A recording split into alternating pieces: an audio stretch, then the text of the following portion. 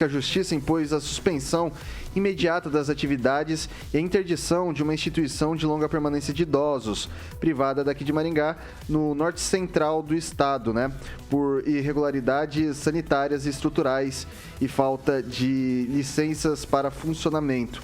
A liminar atende à ação civil pública ajuizada pelo Ministério Público do Paraná por meio da 14ª Promotoria de Justiça da comarca, tendo sido deferida em primeira instância e mantida na segunda. O Tribunal de Justiça do Paraná, inclusive, determinou que a ordem judicial seja cumprida em até 20 dias, com o encaminhamento dos internos para suas famílias. Conforme apurado pelo MPPR, cerca de 50 idosos vivem ou viviam no local. Mais um, Rigon. Pois é, o MP já havia agido no caso do asilo São Vicente de Paulo e agora na Zacarias, Casa de Repouso. É interessante, não estão fazendo nada mais que obrigação, mas é interessante ver o MP dar a devida atenção para as pessoas idosas que merecem ter o tratamento adequado. Francês. A pandemia abriu os olhos para os problemas das chamadas casas de repouso, Muitas delas tiveram diversas mortes justamente por falta dos cuidados sanitários necessários. No caso específico dessa casa aí que está em foco, a 14ª Promotoria vem atuando junto a ela desde 2017. Já tinha feito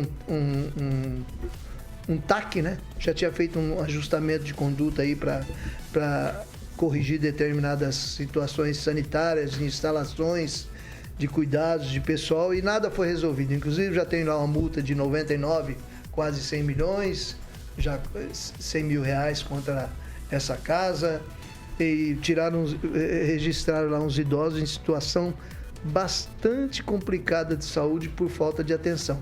Então, me parece que eles têm um prazo de 20 dias para que os velhinhos sejam encaminhados às suas respectivas famílias ou outro lugar que tenha melhor cuidado. É uma pena que pessoas façam esses trabalhos, às vezes até com boa intenção, mas sem condições, prejudicando idosos, se transformam em, depósitos, Horrível isso aí. Celestino.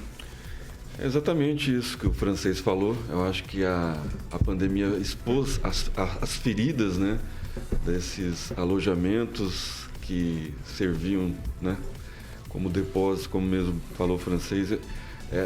Há de se colocar o nome, do local para não prejudicar outras pessoas idôneas que fazem um trabalho maravilhoso, porque senão fica a gente que nem os postos de gasolina, A gente não coloca o nome e aí prejudica uma classe toda. Então, sempre é bom citar a casa de repouso que foi notificada e, principalmente, também o Ministério Público está muito atuante nessa área.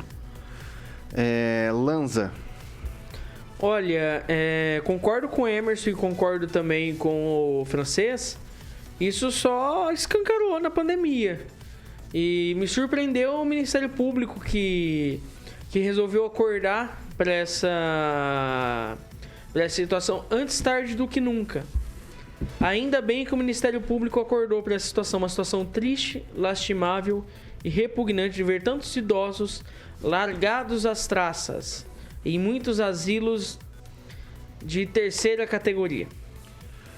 Vou passar agora para o professor Itamar. Bem, Vitor, essa questão dos idosos, ela é muito complicada mesmo, Principalmente quando a gente vai ficando mais velho, assim, a gente vai já imaginando o que é que pode ter pela frente, Mas, geralmente, o problema das casas reside num outro ponto, Existe nessa ideia de terceirizar os seus idosos, que era uma atividade da família, e aí passaram a terceirizar e terceirizam e nem acompanham, quando tem um parente, porque raros são aqueles que estão isolados. Então, tem parentes, as pessoas devem acompanhar essa situação, mas, primeiramente, eu acho assim que é uma atividade que temos que ocupar tanto lar de idosos chamado de permanência, de longa permanência, é porque já tem uma falha no ambiente da família, né? Então, família é a coisa central da sociedade e que todos estão nos segmentos organizados, que a gente chama aí de tumores, né? Estão empenhados em destruir a família. A destruição da família ou o afrouxamento, né, com esse serviço de terceirização é muito ruim, é muito lamentável, porque são pessoas que não têm a quem recorrer mais, né? Paulo Vidigal. Bom, assim, vamos lá. Eu acho que, primeiro assim, que é importante que o Ministério Público e a Promotoria do Idoso, eles são muito atentos a esse tipo de situação, né? Não é de hoje que a gente sempre ouve movimentação do Ministério Público da Promotoria do Idoso. Eles são muito sérios para fiscalizar esse tipo de atividade, né? Eu não estou falando desse caso especificamente, mas muitas vezes o idoso que mora numa instituição de longa permanência, ele mora ali, né? Alguns têm família, né? E outros sequer têm família, né? Então, ele mora, aquela é a casa dele, né? E esses lugares precisam estar muito adequados para prestar um atendimento de qualidade, humanizado.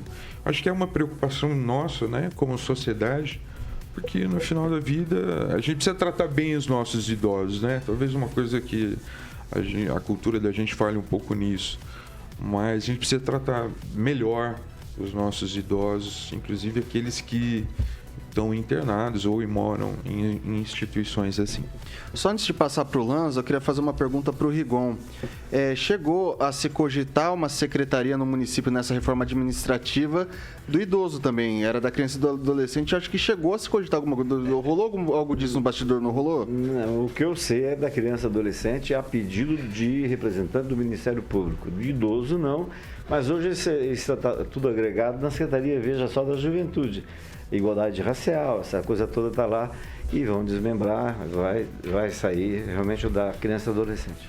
Ô Lanza, pode falar. Eu só gostaria de falar, aliás, enaltecer a brilhante fala do Paulo Vidigal, que me lembrou uma frase dizendo o seguinte: tratem os idosos como você gostaria de ser tratado quando estiver na cidade.